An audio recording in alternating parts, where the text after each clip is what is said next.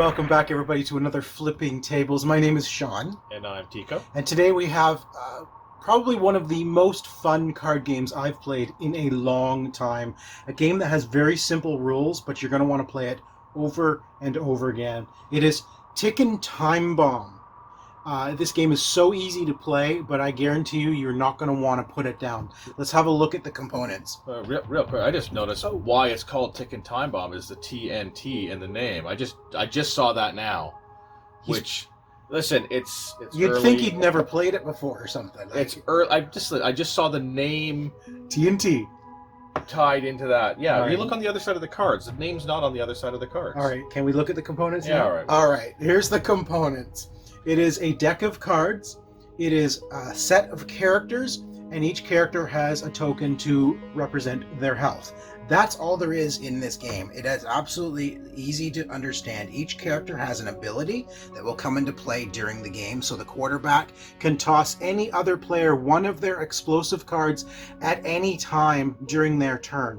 Now, when it's talking about a turn, each one has a different one. Southern Belle can refuse something thrown at her, things like that. And you can use that special ability once during any of these decks. You're going to go through the deck more than once. Yeah, so it's a round. It's every, round. basically per well, I don't even know if it's called a round. Per shuffle. That's a good way to put it. These cards consist of explosion cards. There's going to be explosion cards from 1 through 5, as well as a couple of 10s and a 20. Okay, these are cards that you're going to pick up into your hand. You don't start with any cards in your hand. Right. You draw a card every turn, and if it's one of these explosion cards, you're just going to keep it in your hand. Well, you don't want to. But you have to. So you keep it in your hand. That's your turn. You draw a card, and then if you have a blue card to play, you can play it. For example, shift right. This is going to shift all the hands around the table to the right. You're going to give your hand to someone else and receive the hand from the person on your left. Or you can do here you go and just give your entire hand to another player. But here's the clincher. Here's why you don't want the explosions in your hand. If you draw and you get a boom card, you are out. You're not out, you take all of the explosions in your hand, you add them up, and they become damage on your card. So if you're playing as the quarterback, for example, you're going to start, and if you took 10 damage, you're going to count 10, and you're down to 10. And when you get down to the skull and crossbones, you're out of the game. And that is really all there is to this game. It really is easy to understand. Extremely fun.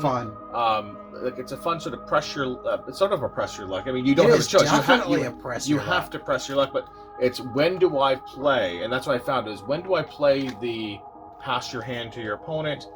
When do you try to sort of build up and get a whole bunch of cards. You don't want to pass your opponent good cards. Yeah, exactly. But I had one time where I had a pass your hand to your opponent card. I'm like, if I play this, I've got another pass your hand to your opponent card. Or if you shift right and you have a shift left in your hand, it's going to come right back at you because the person you're give it to, giving them your entire hand, and they're going to have the opportunity to just shuffle that back to you. But you have to use these cards strategically because, like you said, if you have multiples and you give it to another player, it can just come right back at you. Or here's the thing though, if you get the boom card, your entire hand goes boom, not just the explosions. So you take damage from the explosions, but you then forfeit your entire hand. Everything else goes and there's away. Nothing left in your hand. It exploded. I mean, it's dust. Exactly, and it is like the epitome of a press your luck. Yeah. Because you can play a blue card, but only after you've picked up a card. So you may like, oh great, there's a card in here called Dump Your Hand.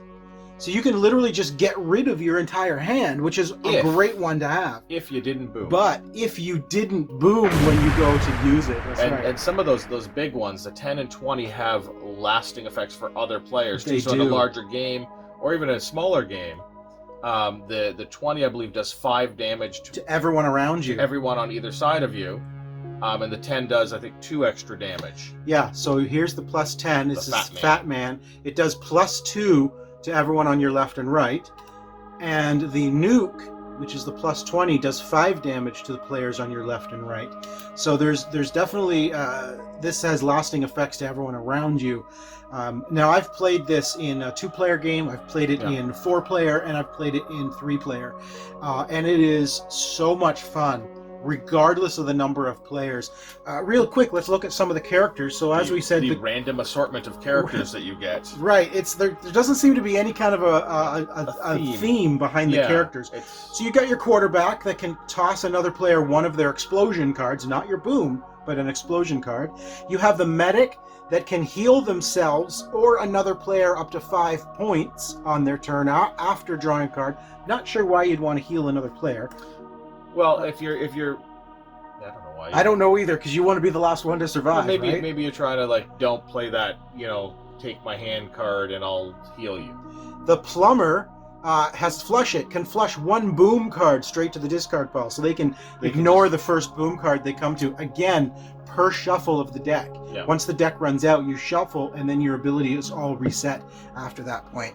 The knight just simply starts with 40 health instead of like the double 20-something. Yeah. Right? Everyone else has 20-something. Actually, the medic has less because they can heal. Right. Right? So if you can add 5 to that, basically, per round. The knight starts with 40. The spy can give 1 drawn boom card to another player, unless that player, of course, is the Southern Belle, who can basically just say, no thank you. You may politely refuse to accept any 1 card played against her. But that one, I enjoy playing as a Southern Belle. I like that ability. Although,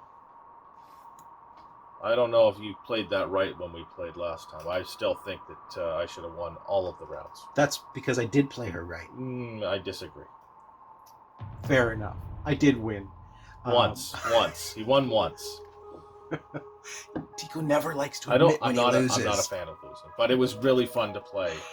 Tickin' Time Bomb is definitely a game you want to check out. It is available on Gamecrafter right now. It's by Randy Smith. It plays 2 to 6 players, and it's 20 to 30 minutes, and I think that's about correct. It's a really good length game. Yeah. It doesn't last too long, and it's not too short either. Good table space if you're bringing it with you camping or to the cottage. It's a perfect little box here just to take the cards with you. All it is cards, character cards, and tokens, and that's it. And it's just absolutely fantastic. This is a game that you just want to play over and over again. So check out Tickin' Time Bomb on the Gamecrafter right now. The link is in the description below. I highly recommend it.